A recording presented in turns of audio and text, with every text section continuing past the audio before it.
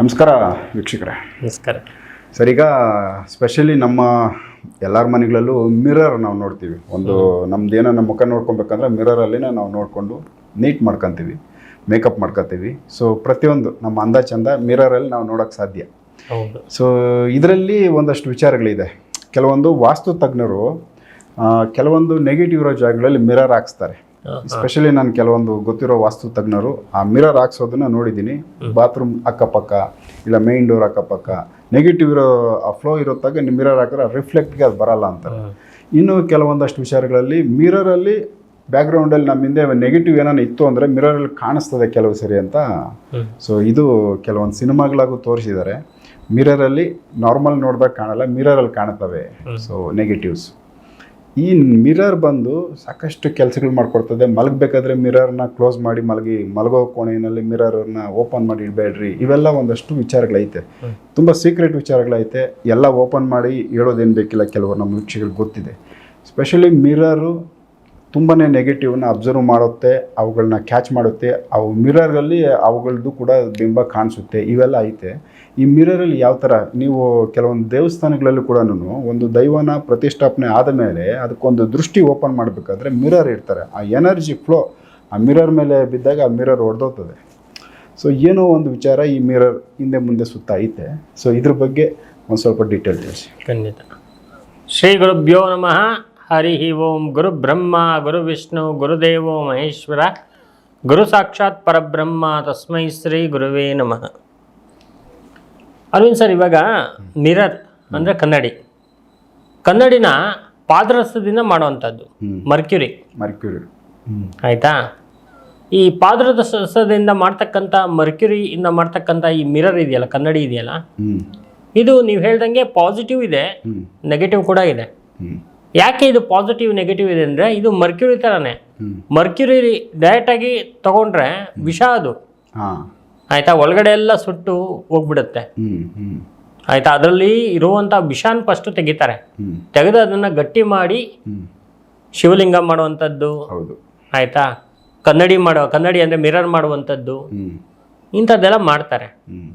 So ಹೀಗೆ ಈ ಒಂದು ವಿಶೇಷವಾಗಿರ್ತಕ್ಕಂಥ ದರ್ಪಣ ಅಂತೇಳಿ ಕರಿತೀವಿ ನಾವು. ಹಳೆಗನ್ನಡದಲ್ಲಿ ದರ್ಪಣ ಅಂತೇಳಿ ಕರಿತೀವಿ ಕನ್ನಡಿನ. ಹೌದು. ಈ ಕನ್ನಡಿಗೆ ವಿಶೇಷವಾಗಿರ್ತಕ್ಕಂಥ ಶಕ್ತಿ ಇದೆ.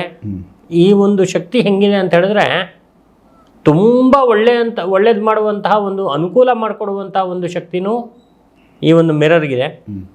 ತುಂಬ ಅನಾನುಕೂಲ ಮಾಡಿಕೊಡುವಂಥ ಶಕ್ತಿನೂ ಇದಕ್ಕಿದೆ. ನೋಡಿ, ಎಲ್ಲರಿಗೂ ಗೊತ್ತಿರೋಂಗೆ ಇವಾಗ ನಾವು ಏನು ಮಲಗ್ತೀವಿ, ಗಂಡ ಹೆಂಡತಿ ಮಲಗ್ತೀವಿ, ಅದ್ರ ಎದುರುಗಡೆ ಕನ್ನಡಿ ಹಾಕಬಾರ್ದು. ಯಾಕೆ ಹಾಕಬಾರ್ದು ಅಂದರೆ, ಆ ಗಂಡ ಹೆಂಡತಿ ಮಲಗಿರುವಂಥ ಬಿಂಬ ಆ ಮಿರರ್ ಮೇಲೆ ಬಿದ್ದಾಗ ಅದು ಸೂರ್ಯ ಉದಯ ಇರಬೇಕಾಗಿರೋ ಟೈಮಲ್ಲ, ಸೂರ್ಯ ಅಸ್ತಮಾನ ಟೈಮಲ್ಲಿ ಆ ಒಂದು ರಿಫ್ಲೆಕ್ಟ್ ಏನಾದ್ರು ಬಿದ್ದಾಗ ಅದು ನೆಗೆಟಿವ್ ಎನರ್ಜಿಯಾಗಿ ಕನ್ವರ್ಟ್ ಆಗಿ ಈ ಗಂಡ ಹೆಂಡತಿಗಳು ಡೈವರ್ಸ್ ಆಗೋದು, ಬರೀ ತೊಂದರೆಗಳಾಗೋದು, ಕಿತ್ತಾಡ್ಕೊಳ್ಳೋದು, ಆಯಿತಾ, ಇಂಥವೆಲ್ಲ ಆಗುತ್ತೆ ಅಂಥೇಳಿ ನಮ್ಮ ವಾಸ್ತುಶಾಸ್ತ್ರದಲ್ಲಿ ಹೇಳ್ತಾರೆ. ಆಯಿತಾ? ಮತ್ತು ವಿಶೇಷವಾಗಿ ಕೆಲವು ಜಾಗಗಳಲ್ಲಿ ಅಂದರೆ ಕೆಲವು ಏನು ಮನೆ ನಾವು 100% ವಾಸ್ತು ಅಂಥೇಳಿ ಕಟ್ಟೋಕ್ಕಾಗಲ್ಲ.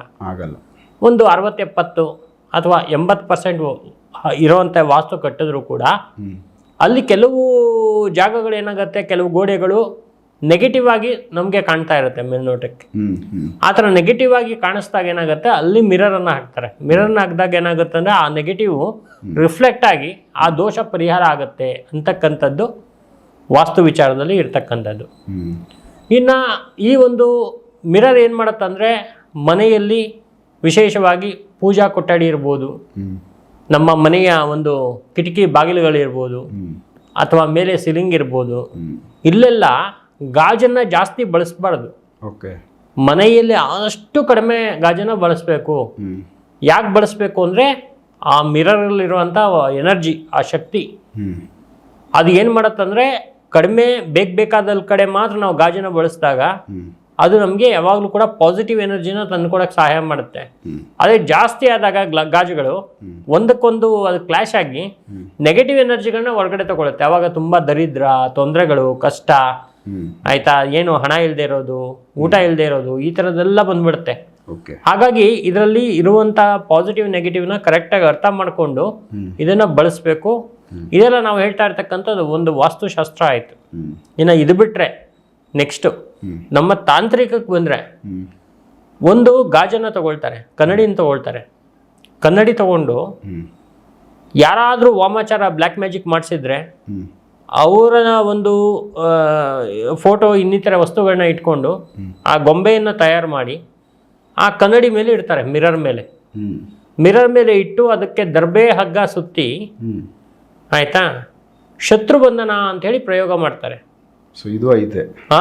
ತಾಂತ್ರಿಕಕ್ಕೆ ಉಪಯೋಗಿಸುವಂಥದ್ದು ಶತ್ರುಬಂಧನ ಪ್ರಯೋಗ.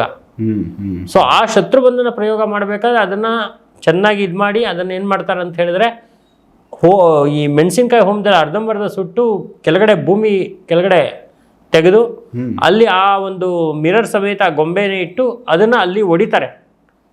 ಆ ಗಾಜನ್ನು ಹೊಡೆದ್ಬಿಟ್ಟು ಮುಚ್ತಾರೆ. ಅಲ್ಲಿಗೆ ಬಂಧನ, ಶತ್ರುಬಂಧನ ಪ್ರಯೋಗ ಅಂತ.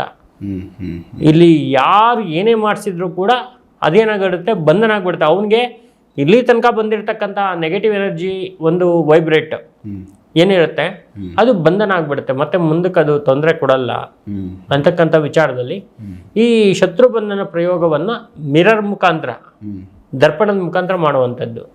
ಇನ್ನು ತಾಂತ್ರಿಕ ಕೆಲಸದಲ್ಲಿ ಎಷ್ಟೋ ಕೆಲಸಗಳಿಗೆ ಸರ್ ಈ ಮಿರರ್ ಇಲ್ಲದೆ ಆಗೋದೇ ಇಲ್ಲ. ಒಂದು ಸಣ್ಣ ಮಿರರ್ ಆದರೂ ಬೇಕೇ ಬೇಕಾಗುತ್ತೆ ತಾಂತ್ರಿಕ ಕೆಲಸದಲ್ಲಿ. ಅದರಲ್ಲೂ ನಮ್ಮ ಈ ಕೇರಳ ಪದ್ಧತಿ, ನಾನು ಜಾಸ್ತಿ ಕೇರಳ ಪದ್ಧತಿ ಉಪಯೋಗ ಮಾಡ್ತೀನಲ್ವಾ, ಕೇರಳ ಪದ್ಧತಿಯಲ್ಲಿ ಜಾಸ್ತಿಯಾಗಿ ಈ ಮಿರರು, ಸೌತೆಕಾಯಿ ಎರಡಿಲ್ಲ ಅಂದರೆ ತಾಂತ್ರಿಕ ಮಾಡೋಕ್ಕಾಗಲ್ಲ.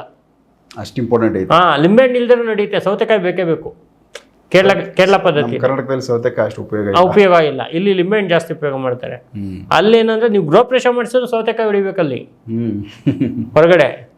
ಅಲ್ಲಿನ ಪದ್ಧತಿನೇ ಬೇರೆ ತರ, ಆಯ್ತಾ. ಹಾಗಾಗಿ ಈ ಲಿಂಬೆಹಣ್ಣು ಮತ್ತು ಸೌತೆಕಾಯಿ ತುಂಬಾ ಇಂಪಾರ್ಟೆಂಟ್ ಇರುತ್ತೆ ತಾಂತ್ರಿಕಕ್ಕೆ.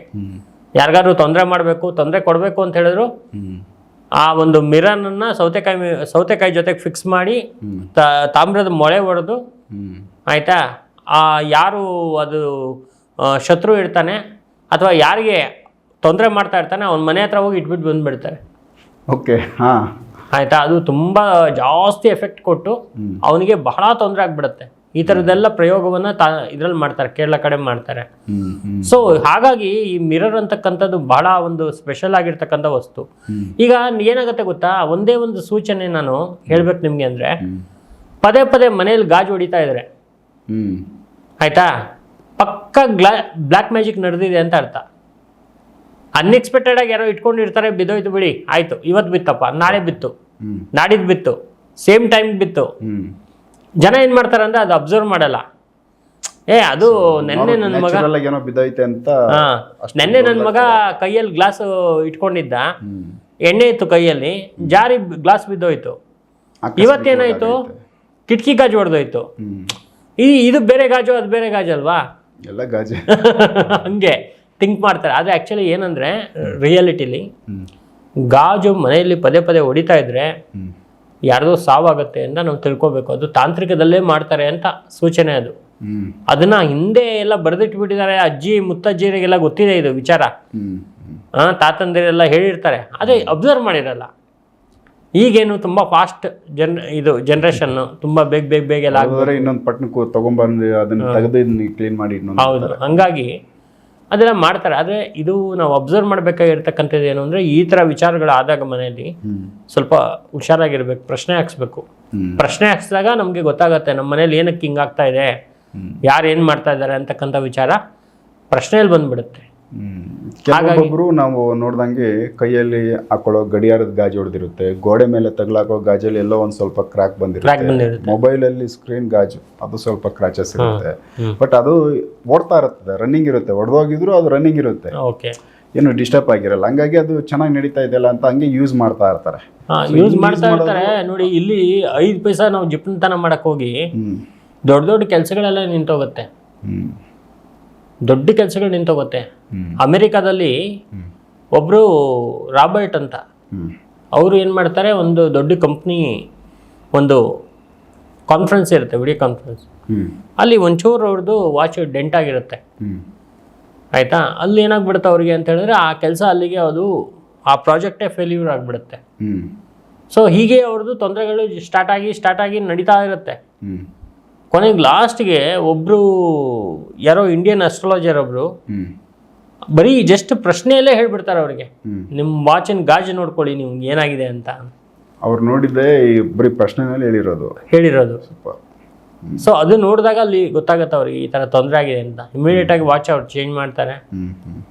ಆಯಿತಾ, ಇದು ಏನಾಗುತ್ತೆ ಅಂತ ಹೇಳಿದ್ರೆ, ಇದು ಮಿರರಲ್ಲಿ ಇರೋವಂಥ ಶಕ್ತಿ ಇದೆಯಲ್ಲ, ತುಂಬ ನೆಗೆಟಿವ್ ಇದೆ, ಆಯಿತಾ, ಪಾಸಿಟಿವ್ ಇದೆ. ಆದರೆ ನೆಗೆಟಿವ್ ಎನರ್ಜಿನ ಯಾರು ಅಬ್ಸರ್ವ್ ಮಾಡಲ್ಲ, ಬರೀ ಪಾಸಿಟಿವ್ ನೋಡ್ಕೊಂಡು ಹೋಗ್ತಾರೆ. ನಮ್ಮನೇಲಿ ಒಳ್ಳೊಳ್ಳೆ ಗ್ಲಾಸ್ಗಳು ಹಾಕಿದ್ರೆ ಬಂದು ಜನ ಚೆನ್ನಾಗಿ ಆಕರ್ಷಣೆಯಾಗಿರುತ್ತೆ, ನೋಡ್ತಾರೆ ಮಾಡ್ತಾರೆ ಅಂತೇಳಿ. ಆದರೆ ನೆಗೆಟಿವ್ ಜಾಸ್ತಿ ಇದೆ ಇದರಲ್ಲಿ.